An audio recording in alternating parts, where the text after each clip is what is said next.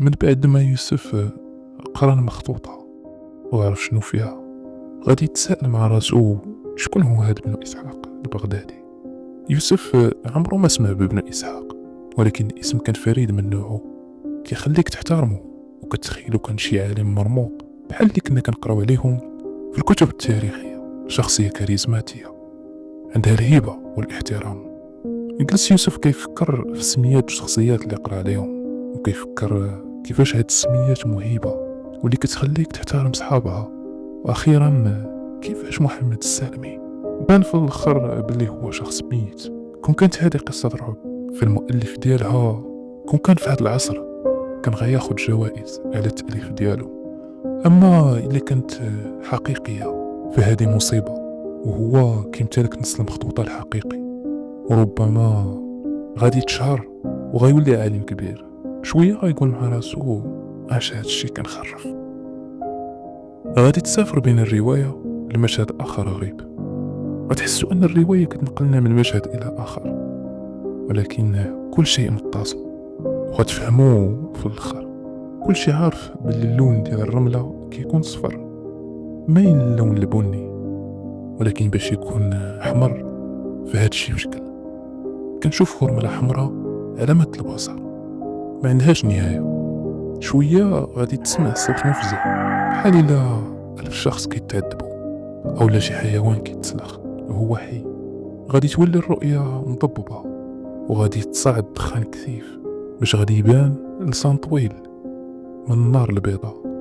غادي تسمع واحد الفرقعة قوية باش غادي يبانوا جوج جيوش عظيمة كتقرب من بعضياتها.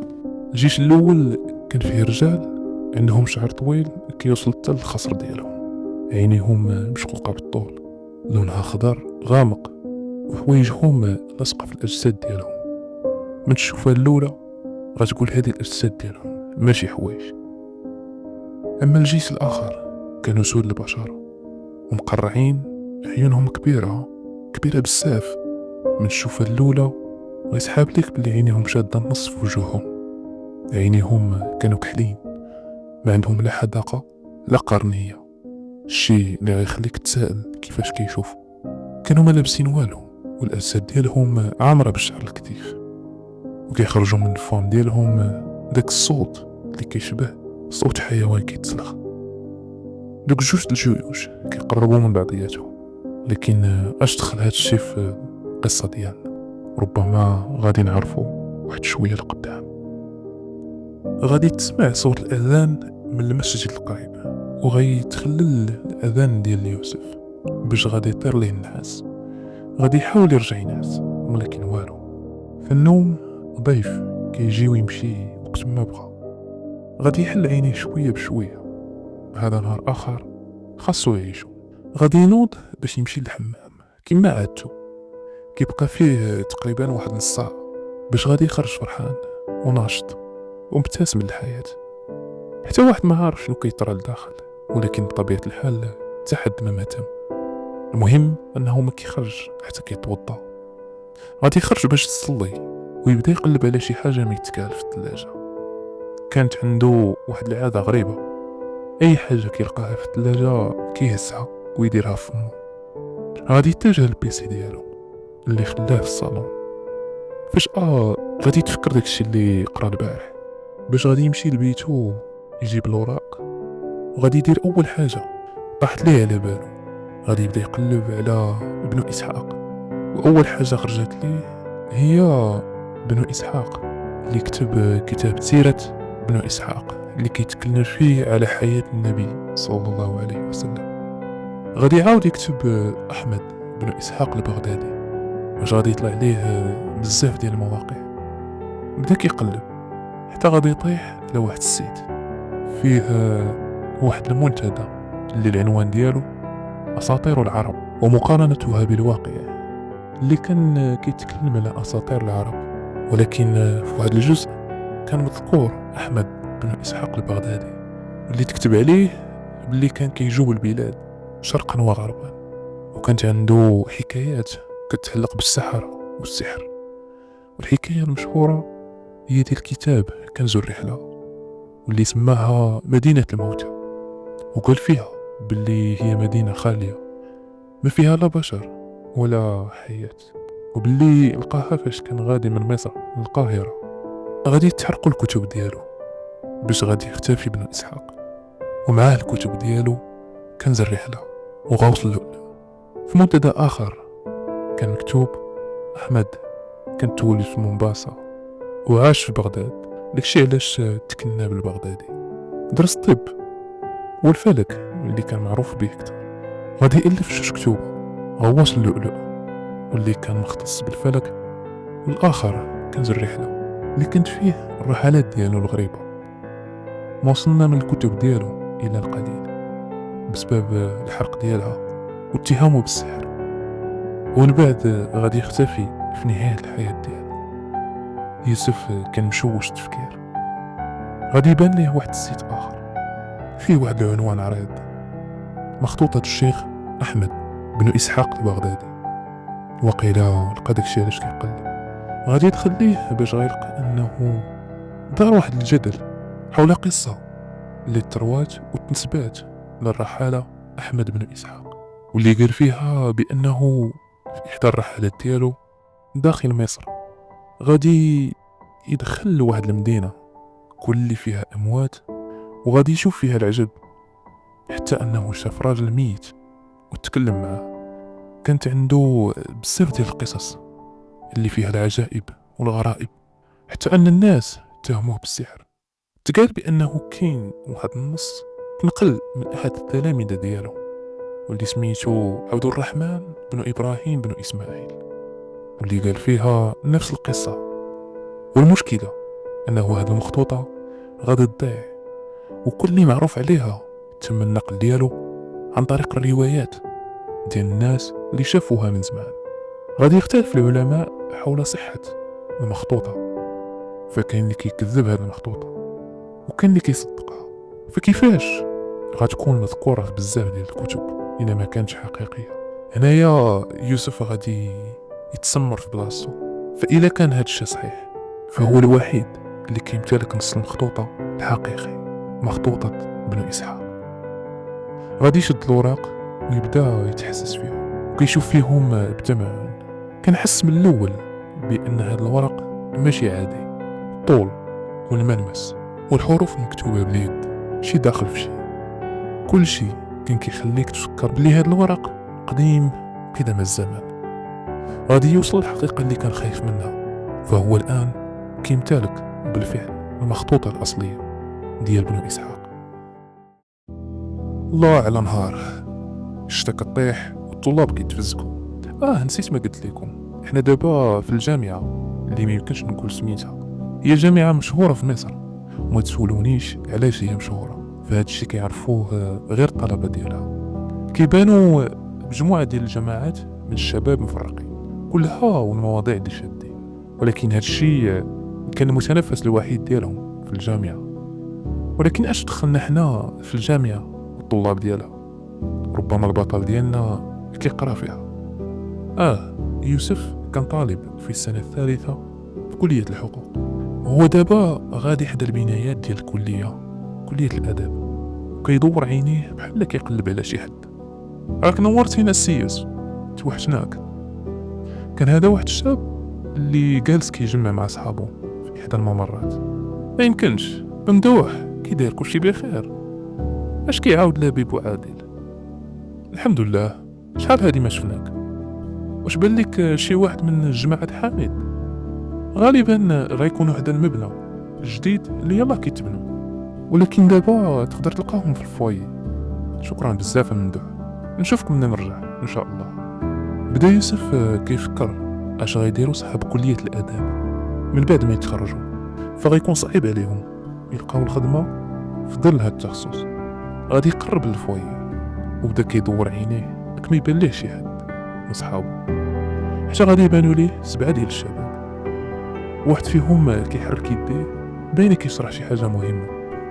غادي يقرب منهم يوسف وهو كيضحك وكيتفكر الذكريات ديال شحال هادي.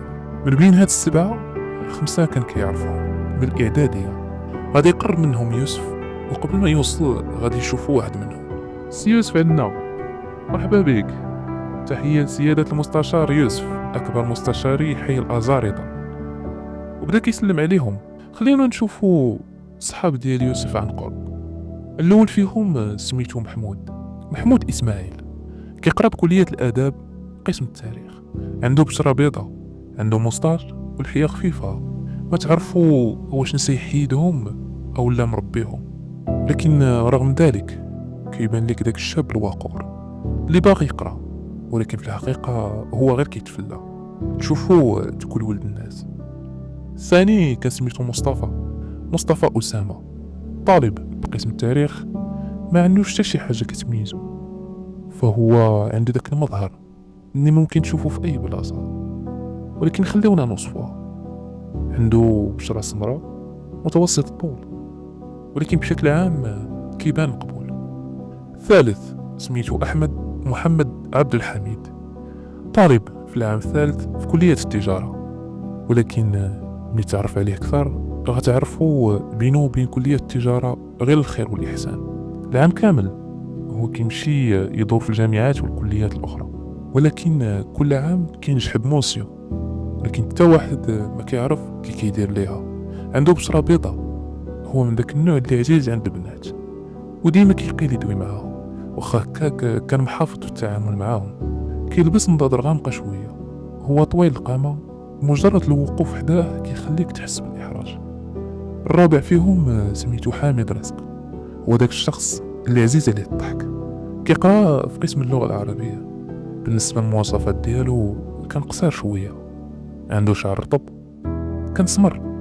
إلا بغيتي تميزو فهو ديما كيدير فيها داك العميق اللي ممسوقش باش الطلاب يحترمو. الخامس سميتو إسلام جمال، حتى واحد ما عارف في أين قسم في كلية الآداب كيقرا. كان كيدخل المحاضرات ديال الأقسام كلها، كان معروف في الكلية ديال الآداب، ومن داك النوع اللي داخل مع كل شيء، أي غرض بغيتيه هو يقضي عليك. أما المواصفات ديالو فكان طويل القامة، وكان الجسد ديالو صحيح بحال كيلعب رياضة كمال الأجسام. البشرة ديالو بيضة، عينيه عسليين وصوتو غليظ. أما الجوج الآخرين فكانوا رانيا ورباب. غادي تعرف عليهم يوسف، وبداو كيجمعوا كما العادة. غادي يستأذنوا دوك جوج دريات باش يمشيو حيت عندهم محاضرة. غادي يدور يوسف عند صحابو وغيقول لهم عندي واحد الموضوع محيرني هاد 3 أيام. غادي يجاوبوا إسلام ياك ماشي بنت جديدة هادي. غادي يقاطعوا حامد هذا ماشي وقت المزاح. غيدور عند يوسف وقال ليه ياك ما تخلات عليك صاحبتك من بعد ما وعداتك بالزواج. غادي يجاوبهم يوسف احترموا راسكم. يوسف غادي يتقلق وغينوض باش يمشي، ولكن غيرجعوه وهما كيضحكوا وقالوا ليه وقيلا ما بقيتيش كتحمل المزاح. غادي يجاوب يوسف انا عندي موضوع مهم وانتوما كتضحكوا. غادي يجاوبوا اسلام صافي غاقول داكشي اللي عندك واسمح لينا، راني عارف باللي وليتي كتعصب هاد الايامات. غادي يضحكوا كاملين باش غادي يقول يوسف بجديه لقيت واحد المخطوطه نادره جدا. غادي يقول ليه محمود اشنا هي المخطوطه؟ غادي يجاوبوا يوسف وانا اللي كنت كيسحب ليا انك طالب في قسم التاريخ وما عارف شنو هي المخطوطه. هنا بدا يوسف كيشرح ليهم كيفاش صرا المخطوطه ولا داكشي اللي لقاه في الانترنت. غادي يسالي باش غيشوف وجههم. محمود وحامد ما غاديش يصدقوا، اما الباقي فبقاو كيفكروا. حتى قال لهم يوسف بغيت نعرف اكثر على هذا الموضوع، يمكن عندي المخطوطه الاصليه ويمكن غير كنتوهم. اش بان ليكم؟ غادي يتكلم حامد الموضوع غريب، كنت كنتسناك تقول لينا هذا غير مقلب، ولكن كيبان ليا كدوي من نيتك.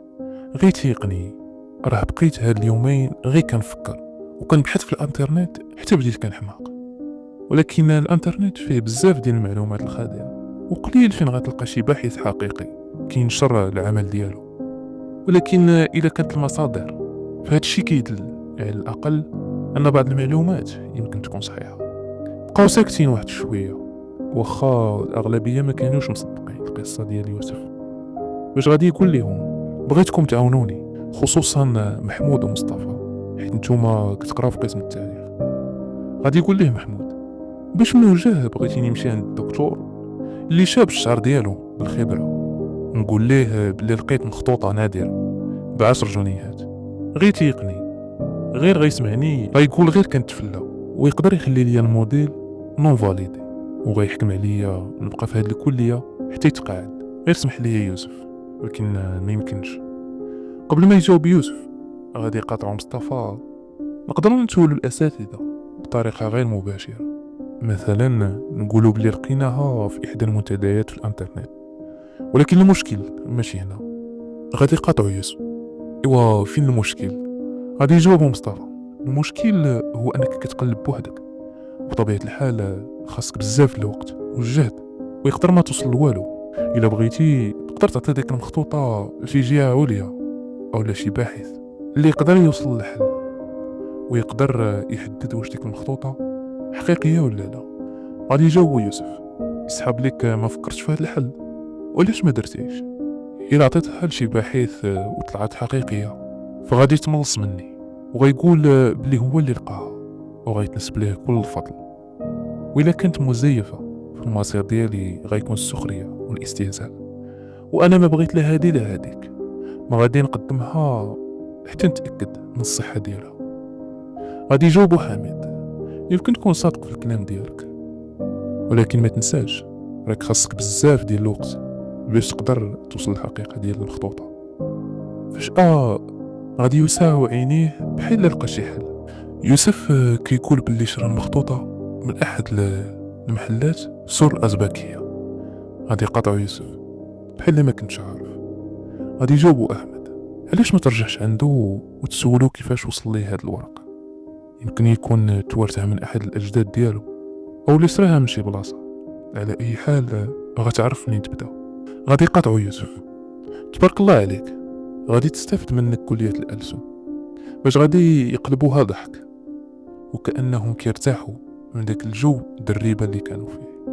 باش غادي يقول لهم يوسف دابا كل واحد عارف شنو غيدير. مصطفى ومحمود غيشكلوا الأساتذة ديال التاريخ، وأنا غنرجع لسور الأزبكية، واللي لقى فيكم شي حاجة يصوني عليا. غادي يقول ليه إسلام. واش متأكد من داك الوصف اللي عطيتينا؟ غتشوفوها ملي غتجيو عندي للدار ان شاء الله. انا غادي نزور الازبكيه. شكون باغي يمشي معايا؟ كل واحد بدا كيعطي الاعذار باش ما يمشيش. غادي يودعهم يوسف، ووعدهم يصوني عليهم الا لقى شي حاجه.